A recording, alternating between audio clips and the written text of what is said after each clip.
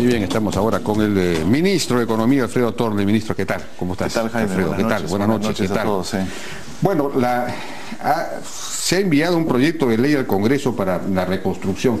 No vamos a entrar en ese tema ahora en este instante, pero veo que es una cosa bien interesante. Se crea una autoridad, procedimientos expeditivos, un control concurrente de la Contraloría para que no haya control posterior, que es muy importante. Que sea vinculante. Vinculante. No veo la cosa, no he tenido tiempo de revisar que sea vinculante, claro, exactamente, sí. ¿No? En fin, todo un sistema para avanzar rápidamente, pero manejado desde esta autoridad no va a ejecutar todo, entiendo, ¿no? Sino que va a ejecutar a través de los ministros, a través de los gobiernos locales y regionales, y en la medida que se necesite también podría ejecutar. Pero ella va a elaborar el plan, eso es lo que entiendo. Ellos van a elaborar el plan. Y autorizan todo. Sí, bueno, creo que lo ha anunciado. Yo prefiero que el Premier lo anuncie. Estuvimos en la mañana en el Congreso juntos. Él lo ha presentado a la Junta de Portavoces.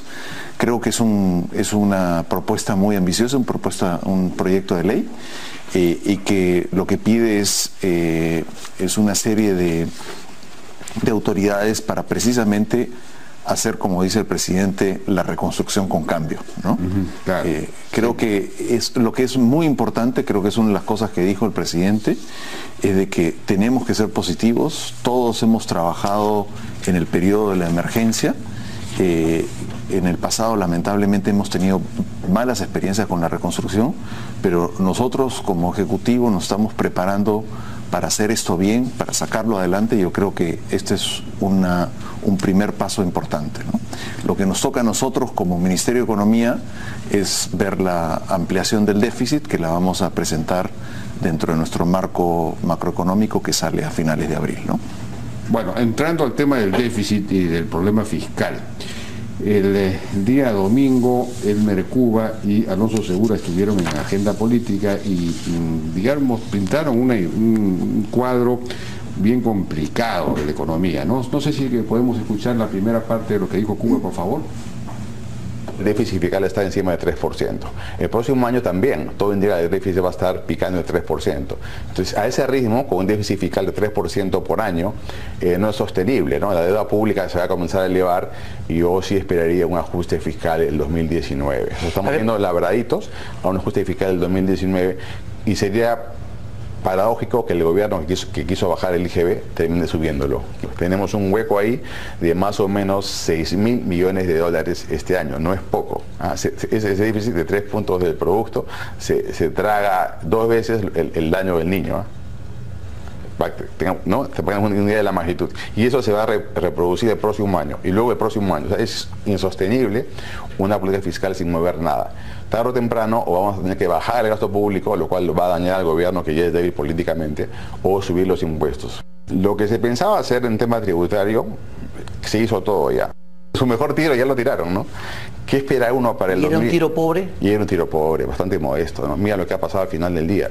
Una ley MIPE que no va a mover 1 centímetro la formalidad más adelante y eso es todo. Y pare de contar. Es una reforma tributaria, pero una reforma tributaria que a mí me parece que no te va a dejar recaudación. Entonces, si la mides por resultados, es una reforma tributaria, creo que ineficaz. Y como te digo, me preocupa porque te cierra, en algunas aristas importantes ha ido en dirección contraria a lo que uno debiera buscar, que es ampliar la base. Entonces no has ido por la dirección correcta.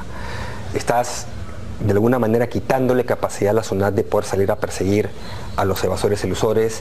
Estás incrementando tramos de deducción, o sea, reduciendo cargas tributarias donde no debes, entre otras cosas, ¿no? Entonces, yo creo que no estuvo bien direccionada esa reforma y yo creo que haría bien el gobierno en repensar.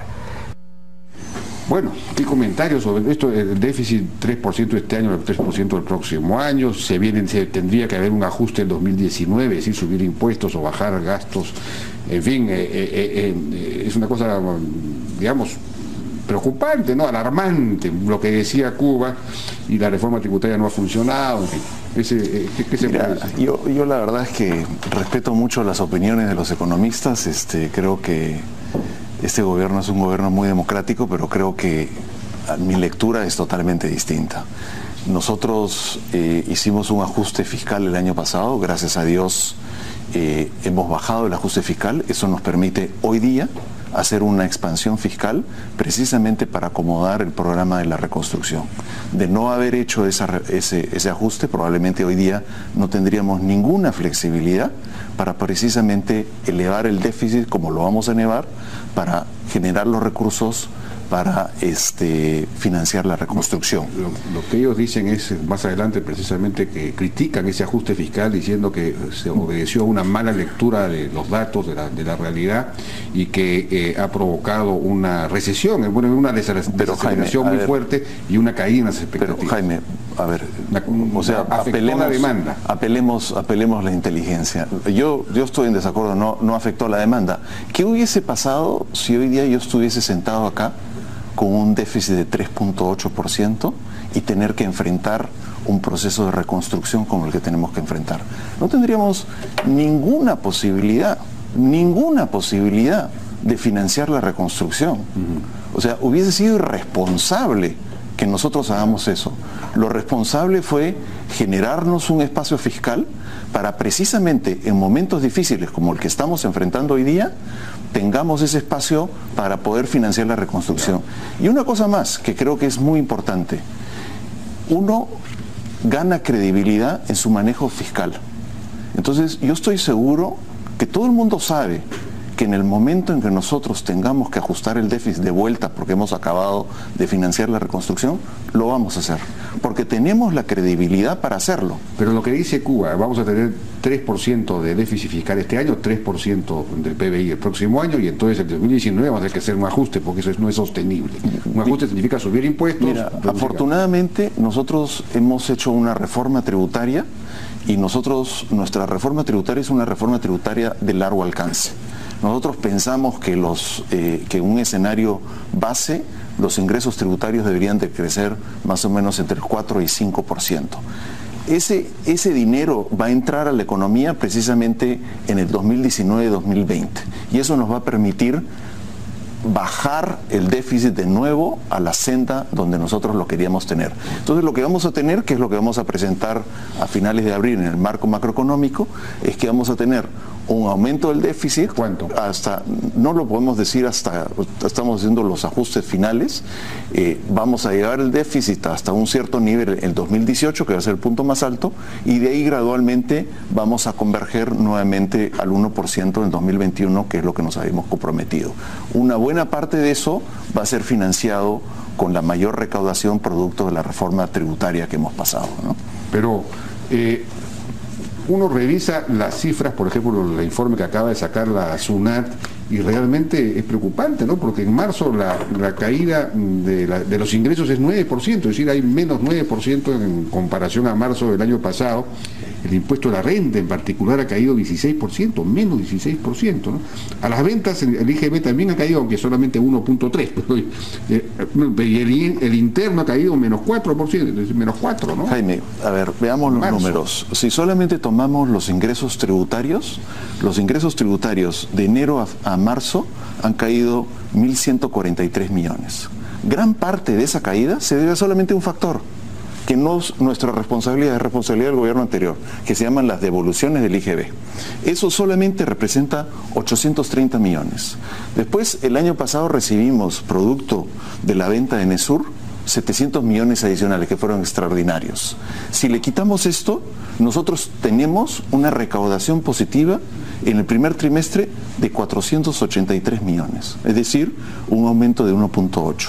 Si llevamos eso a los ingresos totales del gobierno central se sumarían 1.500 millones más. Es decir, si es que nosotros le quitamos los factores de una vez por todas, tenemos una recaudación positiva. Pero yo también te quiero decir otra cosa. Muchos critican nuestra propuesta de MIPE. Tú sabes que hoy día nosotros tenemos más empresas registradas con RUC MIPE de las que teníamos con RUC en tercera categoría de las que teníamos el año pasado. En promedio el año pasado se registraban 8.000 contribuyentes por año. Hoy día, a febrero, hemos registrado 18.000. Como ¿no? MIPES. Como tercera categoría. Incluye todo el impuesto a la renta de las empresas. Entonces, nuestra reforma no es una reforma como las reformas del pasado, que lo que hacíamos era que subíamos la tasa y que cobrábamos el impuesto al 1% más rico de la población y sobre eso financiábamos nuestro gasto público. Lo que nosotros queremos es ampliar la base. Y para eso lo que me está diciendo es que esos 18.000 implica que se está ampliando la base. ¿Son nuevos. Porque he visto que el régimen MIPE se está alimentando, está creciendo, pero está creciendo de los del régimen general que se pasan al MIPE. Eso es lo que está pasando. Jaime, más que nuevo. Cuidado, ¿eh? Jaime, un poquito de cuidado.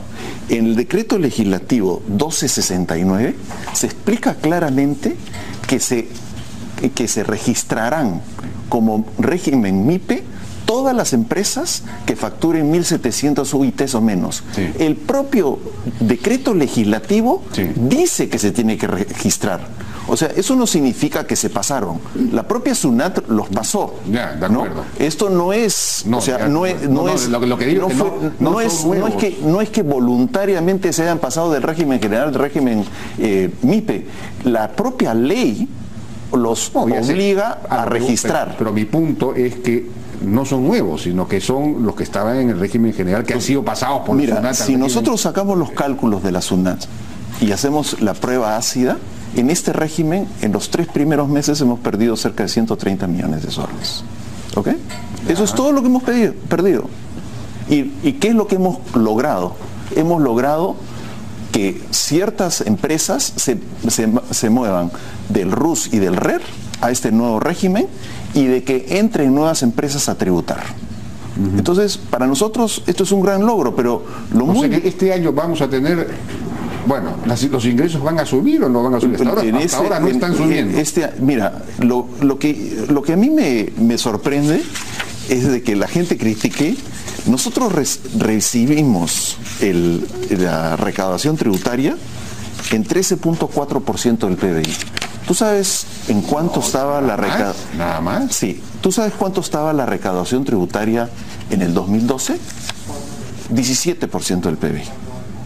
Entonces, que nosotros mantengamos, a pesar de la desaceleración económica, mantengamos la recaudación en 13.4, yo pienso que es un gran logro, que estamos haciendo bien las cosas. Me parece que es poco serio que el gobierno anterior se haya prácticamente echado una farra de reducción de ingresos tributarios y a nosotros nos digan que por las devoluciones se nos está bajando los ingresos tributarios. O sea, yo pienso que todos los indicadores que nosotros tenemos muestran que lo que estamos haciendo es que estamos ampliando la base de contribuyentes, estamos haciendo nuestra reforma, es un gobierno que está formalizando a las empresas y hay que seguir formalizando. Es la única manera de generar una base. ¿Cómo se está formalizando? Se supone que se va a digitalizar todo el sistema de pago de tributos, ¿no es cierto? Todo va a ser electrónico, pero eso debería ayudar, ¿no? No sé. La factura electrónica, está entrando en operación, hay un cronograma que tiene la SUNAT precisamente para digitalizar el 100% y la idea es que de aquí a un año a ti te llegue tu ¿cómo se llama? Tu declaración tributaria, te llegue por correo y te digan cuánto le tienes que pagar a la SUNAT y si yo ya no hago mi declaración. Tú ya no haces tu declaración, te la hace automáticamente la SUNAT porque todo va a ser electrónico, ¿no? Todas tus facturas van a estar registradas en la base de datos. Mira, Jaime, yo pienso que me parece un poco serio de que la gente critique una reforma que recién ha empezado a mediados de enero. Estamos en marzo. No hay ninguna reforma tributaria que dé frutos en 2 meses. Entonces, que nos den el chance de hacer las cosas. Creo que ya tuvieron su tiempo para ser ministro de Economía, ahora que nos dejen a nosotros hacer lo que nosotros queremos hacer, ¿no? Ahora, vamos a ir a una pausa, ¿no? Vamos a una pausa. Seguimos conversando entonces con el ministro Torno. Bueno, hemos estado hablando del problema fiscal. El ministro ha dado las respuestas que hemos escuchado. Hay un problema muy serio con el gasto público, porque la economía en febrero ha crecido solamente menos de 1%, y esto no se debe al niño, porque en febrero no impactó muy fuertemente el niño. Hay una nota, hoy día hay una explicación en Semana Económica que da las razones por las cuales la caída se produjo en febrero, la caída de febrero. Pero uno ve y efectivamente la inversión pública, la formación bruta de capital, menos 14% en términos reales. El gobierno nacional, es decir, la inversión pública del gobierno nacional ha caído en 27% en febrero, los gobiernos regionales en 23%, y solamente los gobiernos locales suben 6.6%, y eso cuando uno va a la nota correspondiente en el MEF, solamente hablan de los gobiernos locales, no hablan de la caída de... Yo he tenido que averiguar en el Banco Central de Reserva, no he podido averiguarlo en la página web del Ministerio de Economía. Entonces, ¿qué está pasando? Es decir, yo recuerdo lo que usted nos decía, lo que tú nos decías en diciembre, no sé si podemos poner en diciembre lo que nos decía el ministro. Entre enero y marzo vamos a tener una avalancha de cerca de 5.700 millones de soles que pasan transferencias directamente a las regiones. Entonces, eso se va a corregir en el primer trimestre. Bueno, esa era la explicación por qué se iba a recuperar la inversión pública que ya estaba fallando desde el año pasado, ¿no? Y no ha pasado tal cosa, sigue cayendo la inversión pública. Esto es preocupante, porque ya venía cayendo en la época con Segura. Los dos últimos años venía. Entonces, son caídas sobre caídas. A ver, Jaime, vayamos punto por punto. En primer lugar, yo cuestiono de que en febrero no se haya visto el niño. Si tú ves los números claramente de febrero, claramente lo que se ve es el efecto del niño y el efecto del lavajato. Por ejemplo, la agricultura cayó... Lavajato, sí. Sí, lavajato del niño. La agricultura cayó 0.21%. Tienes transportes, crecía entre enero y febrero 3%, solamente crece a 1.6. De ahí tienes finanzas y seguros, cae a 1.23. Comercio solamente crece 0.2. Todo esto no es otra cosa que problemas de conectividad. Por eso hemos tenido que lanzar el cabotaje, porque simplemente no había tránsito por la Panamericana. Y el norte del Perú estaba prácticamente aislado del resto del país. No había transporte, bueno, la minería crece al 1.43%. La minería el año pasado crecía al 40%, Jaime. Bueno, es que ya estamos comparando precisamente con un crecimiento mayor el año pasado. Es decir, ya no vamos a repetir los 40%. No, ahora vamos a crecer 2-3%. Sí, no, pero no. No hay nuevos proyectos. Discúlpame, Jaime, pero hoy día es cuando los precios de los minerales están en su mejor momento. Esto lo único que explica es de que gran parte del mineral no se pudo sacar, y tú lo has entrevistado aquí a Juan de Dios Olachea, que te ha explicado las rupturas que ha experimentado el tren y que simplemente no se podía sacar el mineral. Me parece que fue en marzo. No, esto ha sido febrero y marzo, que simplemente la carretera central ha estado cerrada. O sea, no solamente la carretera central, sino distintas carreteras. Yo he estado, por ejemplo, al MEF con el apoyo del Nelson Chu, nos dieron la parte de Ollón, y las mineras no podían sacar el mineral. De acuerdo. El asunto es por qué cae tanto la inversión pública, no está funcionando el nuevo sistema de inversión pública, ¿qué pasa? No, Jaime, a ver, el tema de la inversión pública se debe a... y ahí creo que tenemos que hacer un reconocimiento, es que el destrabe ha sido bastante más lento de lo que nosotros habíamos pensado. Los proyectos han sido muchísimo más difíciles de sacar, tú los has visto, tú has discutido acá en estos programas. Todos están paralizados, todos los megaproyectos. Yo no creo que estén paralizados, no creo que la forma no hay que caracterizarlo paralizado. Lo que sucede es que se está tomando más tiempo en destrabar los proyectos. Esta semana hemos tenido una reunión con el concesionario de la línea 2 del metro y tenemos reuniones prácticamente todas las semanas con distintos... Ese desacuerdo con el supervisor no, o sea, ya hemos hecho un planteamiento, ojalá se solucione, pero lo cierto es de que la línea 2 del metro pues debería de estar gastando cerca de 5.000 millones de soles y está gastando prácticamente una porción de eso. Lo mismo con el Aeropuerto Internacional Jorge Chávez, o sea, hoy día no hay quórum en la supervisora como para poder pasar el proyecto de Jorge Chávez desde que renunció Patricia Benavente. Entonces, ¿que está atracado en Ocitran? No está atracado en Ocitran, pero Ocitran tiene todavía que terminar de aprobar el proyecto Jorge Chávez. Ya prácticamente se ha llegado a un acuerdo, pero yo pienso que el punto central es que los proyectos sí, efectivamente están demorando más, y eso lo que hace es que algunos proyectos de inversión pues se retrasen.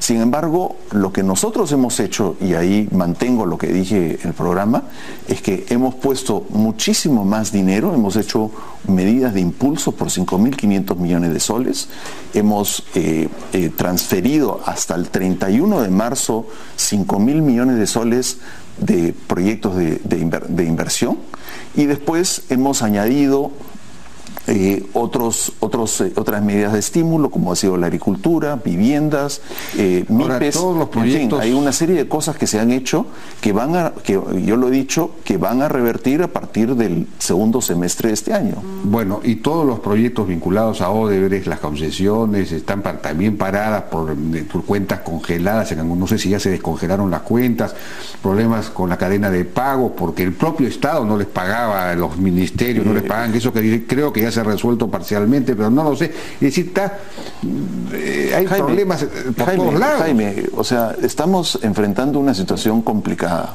Nadie se imaginó que íbamos a tener que enfrentar Lavajato y el Niño Costero a la misma vez, ¿no? Para nosotros, solamente el Lavajato nos costó casi 1 punto porcentual del PBI y el Niño Costero casi 1,5 puntos. Estos son situaciones atípicas, pero lo que yo estoy seguro es que vamos a salir adelante de esta situación. Nosotros hemos analizado las experiencias anteriores del Perú, las experiencias de Colombia, de Chile, de México, y todo lo que muestra es que primero tienes una desaceleración de la economía y después con los proyectos y la reconstrucción hay un rebote muy fuerte. Nosotros seguimos pensando que vamos a crecer, lo he dicho en el Congreso hoy día, que si hoy día tuviésemos que hacer las proyecciones, creceremos al 3%, el Fondo Monetario hoy día ha dicho que el Perú va a crecer al 3,5%. Yo pienso que hay que poner de lado ese pesimismo y hay que ponernos a trabajar, hay que sacar este país adelante. Y eso lo que significa es que pongámonos de acuerdo en qué es lo que tenemos que hacer, no cómo le bajas la llanta al que está trabajando para sacar el país adelante, ¿no? Bien, Alfredo Torneo, Ministro de Economía, muchas gracias por tu participación. Gracias. Y ojalá efectivamente estos deseos se cumplan y que todos trabajemos con la dirección. Nosotros con esto nos despedimos hasta el día de mañana.